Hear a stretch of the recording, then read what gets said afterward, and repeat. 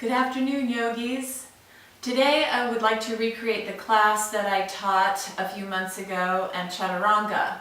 Chaturanga Dandasana is a real yogic pose or asana that many times you hear called high to low plank when you're doing your Sun Salutations or when you're doing your flow through or vinyasa. And the problem is that oftentimes I see it done incorrectly and almost dangerously. Many different arm variations, hips not high enough, your legs not strong enough. So I'd like to do this short little tutorial, if you will, on how to do Chaturanga Dandasana safely. First of all, I'd like you to stand up. Now, if I stand up, you're not going to see all of me, so just let me talk you through this part. I'd like you to stand up with your back against the wall, your heels against the wall, and your arms at what I call my Chaturanga arms, your arms like this, so that your elbows and your wrists are more or less at a 90-degree angle. I'd like you to feel how your legs are engaged in order to support you. Your feet are flexed meaning this. Your shoulders are straight, your hips are in position, and your arms are out like this. So just take a moment to feel that. Close your eyes. And while you close your eyes, I want you to envision wrapping the outer oblique abdominals, your side core muscles, around and to the center. So standing against the wall, your heels, your hips, your spine aligned, and your neck straight with your gaze ahead. I just want you to feel your abdominal muscles wrap around to the center and lift the small muscles of your belly up.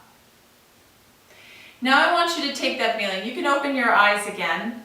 Now I'd like you to take that very same feeling and we're going to translate it horizontally onto the mat. This is where you're going to need 2 blocks like this, and some kind of a strap or a belt that has a loop right here so that you can tighten it down. I'm going to have you place the belt or the strap around your upper arms like this. This is so that we keep our elbows hugged in tight to us when we're doing this exercise. The reason for that is so many times I see people doing chaturangas out like this, elbows splayed. I think people confuse it with what is known as a push-up. Well, the chaturanga is a yogi push-up, that's true. But we do it with our arms, our elbows in tight. They can be out just a little bit, and you will see variations of it from very experienced yogis. The school that I was taught was to keep them in very tight. And the reason for that is you're creating a foundation for your upper body that is going to protect your shoulder, all these little ligaments of your glenohumeral joint, okay? So for the sake of my class here, we're going to keep the elbows in tight.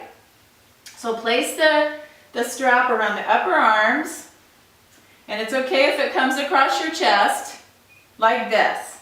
Next, I want you to take 1 block and place it about like this, and another block, and you can also do this against the wall with your feet against the wall.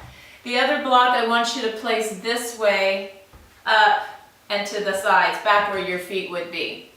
So, this is going to look crazy, I know, but it's going to help you feel what a real chaturanga should be like. So you place your feet, start on your knees and your hands in tabletop position.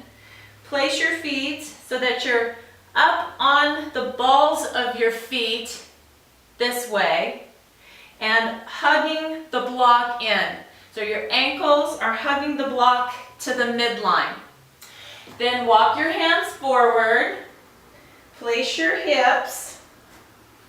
You gotta place it up a little bit more. Place your hips on the block. Your arms are in tight and lift your knees. Fire up the backs of your knees. Now come down. Actually, I'm going to have you place the block like this. Come forward in your tabletop. Push the ground away, push your mat away. Lift your knees. Place your hips down on the block. Your elbows and wrists should be at about a 90-degree angle. They can be up a little higher. And bring your gaze and your sternum forward. When you're in this position, I want you to really fire up the backs of your knees and push them up towards the ceiling. Push the mat away from you with your hands and bring your sternum and your gaze forward just ahead of the mat so that you're in the perfect chaturanga. Okay, go ahead and release that. And the first block I'd like you to take away is the foot block.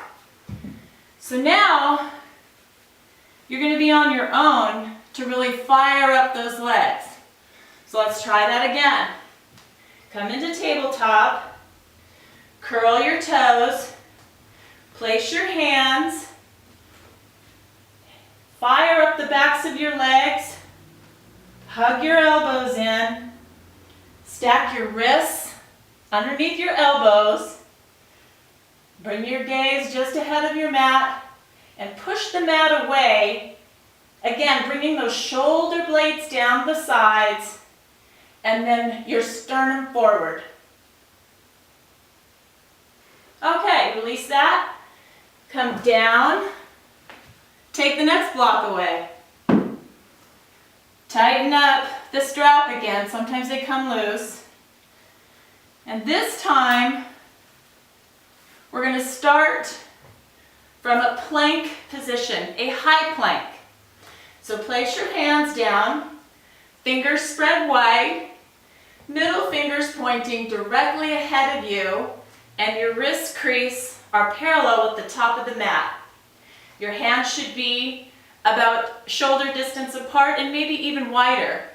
Your knees and your feet should be shoulder distance apart and wider. Curl your toes under, inhale, and come up to your plank. Stack your wrists underneath your shoulders.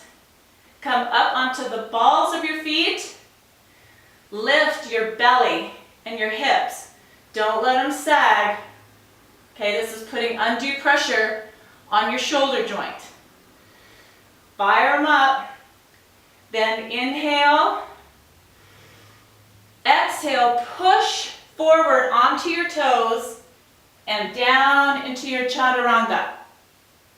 Okay, come down to your knees. Now, you're going to see a lot of people, when they're doing the Sun Salutation, you're going to see people take that flow and they're going to come down way too far, where their elbows are literally sticking out like this. You don't want to do that. It's not necessary. So to work it into your Sun Salutation, basically when you come forward out of your plank, there really is no plank in Sun Salutation. We're going to slowly get rid of it though here. So into your plank, sternum and gaze forward, lift your hips, lift your belly, fire up the backs of the legs. Inhale and exhale. Push forward onto the tips of your toes and lower. Then inhale up to your upward facing dog. And back into your downward facing dog. So again, inhale, balls of your feet. Exhale, pushing forward onto down to the tips of your toes and lowering. Hug the elbows in. Inhale. Up to your upward facing dog. Exhale. Downward facing dog. Okay.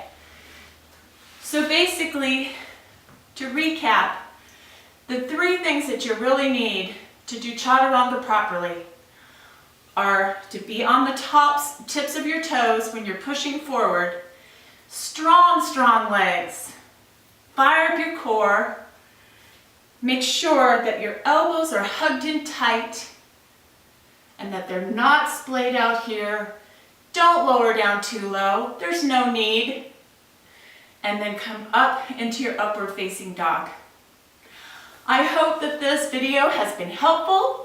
If you have any questions or comments, please feel free to comment below or private message me if you have a question.